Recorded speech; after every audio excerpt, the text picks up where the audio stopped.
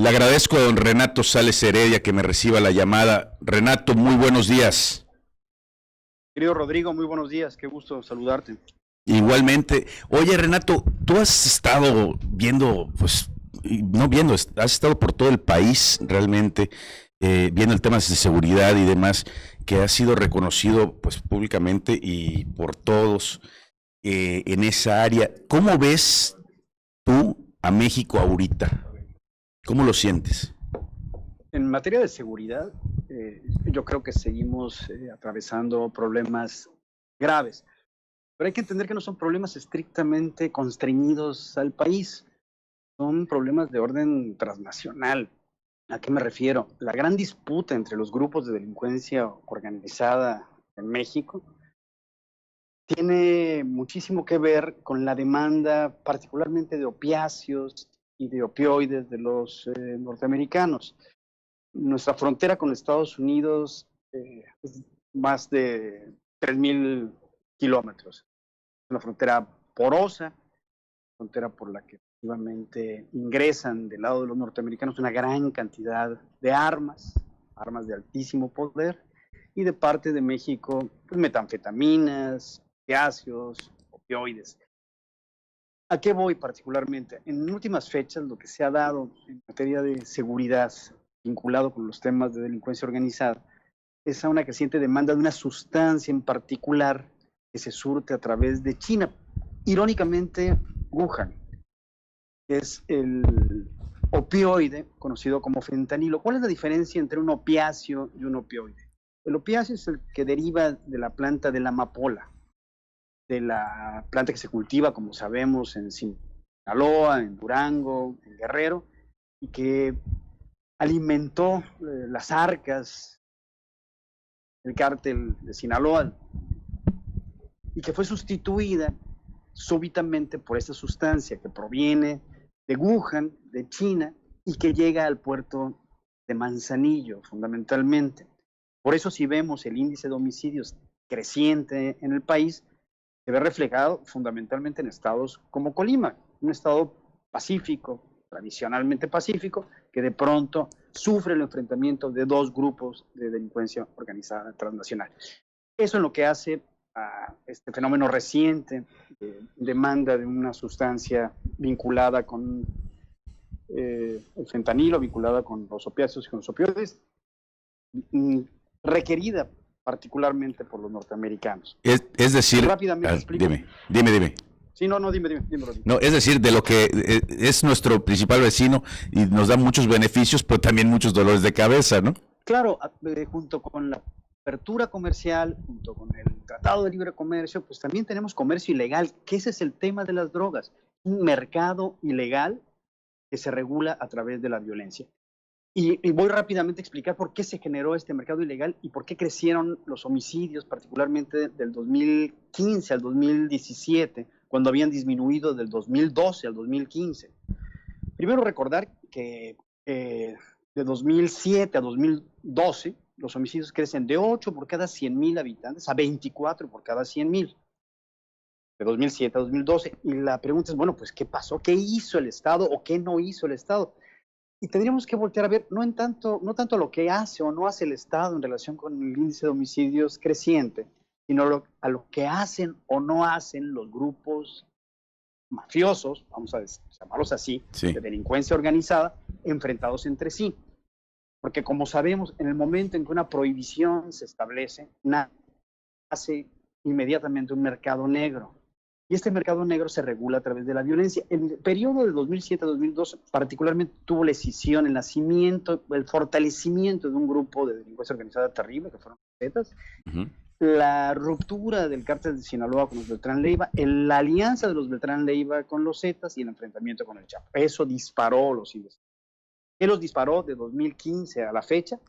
Nos dispara la prohibición en Estados Unidos de la venta de un medicamento, entre otros, pero fundamentalmente, la venta de la receta liberal de un medicamento que se conoce como Oxycontin, o se conocía como Oxycontin, un opiáceo muy poderoso que genera adicción y que se vendía y recetaba con una gran facilidad, de la familia Sackler. Okay. Cuando los norteamericanos empiezan a darse cuenta de que se convirtieron en adictos y no les habían advertido suficientemente en las recetas, en la paquetería del producto, que generaba adicción, pues empiezan a demandar a la farmacéutica empieza a perder, interviene el FBI, interviene la DEA y se prohíbe la venta.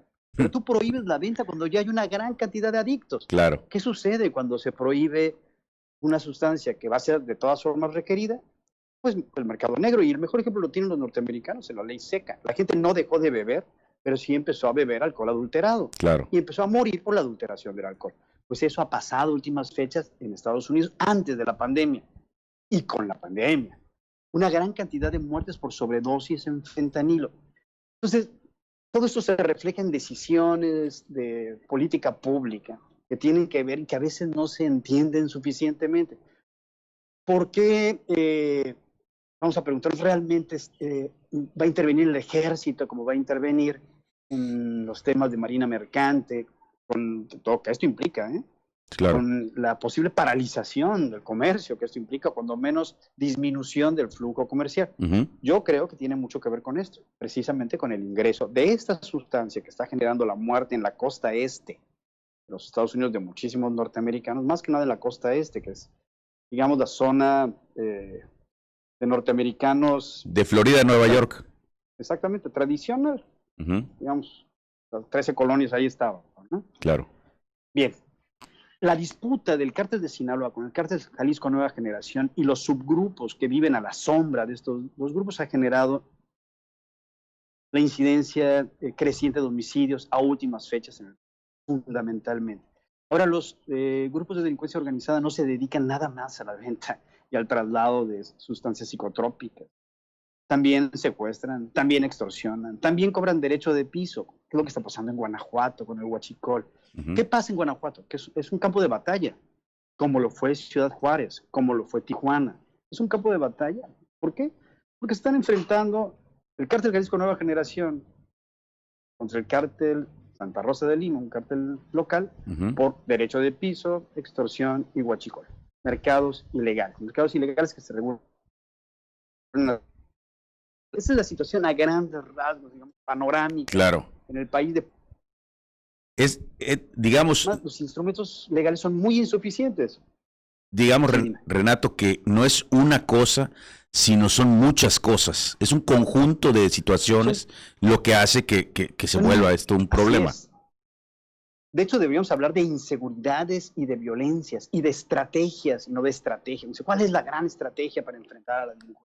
No, espérame, son estrategias, porque tendríamos que empezar por el primer piso, atender a nuestras policías municipales, reformar el artículo 123, apartado B, fracción 13, para que las policías tengan futuro, no militarizar el país al grado en que se está militarizando, no encargarle todo al ejército y a la armada. El ejército no debería encargarse de levantar borrachitos, que es lo que le toca a la policía municipal cuando alguien bebe en la vía pública.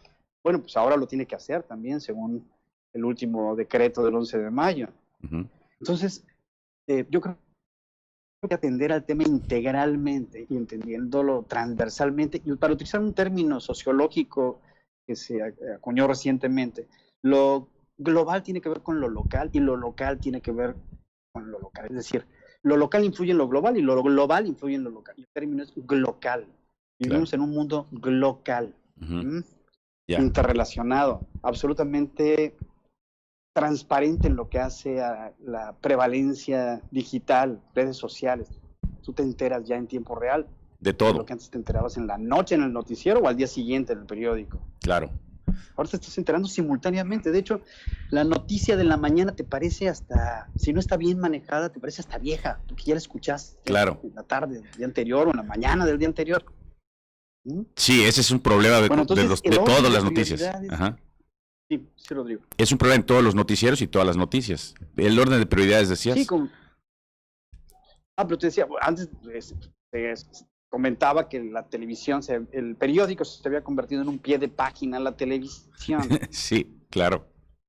Porque lo que hacía la noticia del periódico era comentar lo que ya habías visto en la tele. Ahora es al revés. Ahora periódicos y televisión son un pie de página a las redes.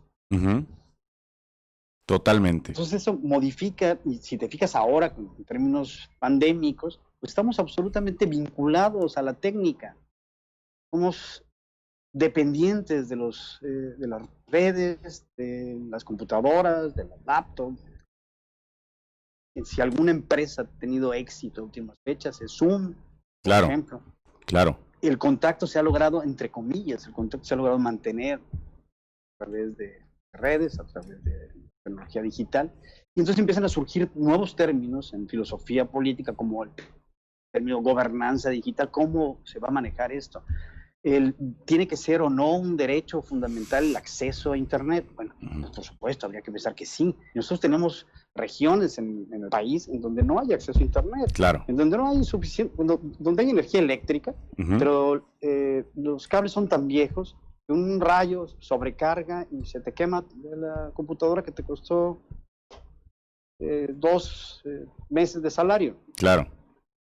Eso es terrible. Entonces, lo que hace la pandemia es exponer las fisuras de los estados en el mundo. Y particularmente en México, pues vemos la enorme fisura que implicó el desmantelamiento del Estado social, el desmantelamiento de las instituciones de seguridad social, de los hospitales públicos. Tú llegas a un hospital en Campeche, en alguna zona alejada del centro, y en algunos hospitales en la propia capital. Y eso sucede en buena parte del país. Y en el hospital no tienen ni Tempra, o sea, no tienen ni paracetamol, ni algodón. O sea, tú tienes que llevar el algodón. No puede ser. Es lo que nos está pasando ahorita. No tenemos suficientes neumólogos, no tenemos suficientes especialistas, y de pronto está intubando en el Seguro Social un ortopedista, porque no había de otra, ¿no? Pero el ortopedista, pues seguro que no tiene la especialidad para intubar correctamente a una persona. ¿Qué nos está pasando en seguridad? Pues que no tenemos policías suficientes, y entonces el militar pretende ser policía. Pero el militar tiene un paradigma bélico en la cabeza, que significa someter al enemigo, que no es el paradigma de seguridad humana que implica proteger al ciudadano. Claro. Entonces, tú quieres convertir a los militares en policías en 7 semanas, en un curso, pues no se puede. Entonces, que la pandemia está, te digo, es como un reflector sobre las grietas, sobre las fisuras, sobre las deficiencias de los estados desmantelados. No es un tema nacional, es un tema internacional. Claro. Efectivamente, es un tema vinculado con el abandono de responsabilidades clave del Estado. Un sociólogo, Zygmunt Bauman, que acaba de fallecer, lo decía con mucha claridad: vivimos tiempos líquidos. Lo que antes eran certezas del Estado hacia el ciudadano, se nos escurre entre los dedos, manos, como agua. Interesantísimo tu disección. La verdad es que se nos acaba el tiempo, Renato. Yo, si me permitieras, invitarte la próxima semana también y platicar ahora sí de la península, si se pudiera. Sí, con mucho gusto, ¿sí? Claro. Y la situación por la que atraviesa la península de Yucatán, con excepciones, pues tiene mucho que ver, obviamente, con la situación de carencia por la que atraviesa por la que atraviesa todo el país, por lógica, pero potenciada, magnificada en estados como Campeche, en donde lamentablemente pues tenemos un estado pobre. Así es. Muy pobre. Así es. Y es un estado en el que hay que tratar de recuperar, de redimensionar al sector primario, abandonado, olvidado, temas que eran capital: la pesca, el arroz, la miel, el campo. De pronto ves que temas que eran fundamentales para el estado de Campeche han sido abandonados, relegados, olvidados, despreciados. No, hombre, pues te agradezco mucho tu intervención, Renato. Si me permites, la próxima semana, entonces sí, llamarte para platicar más ampliamente.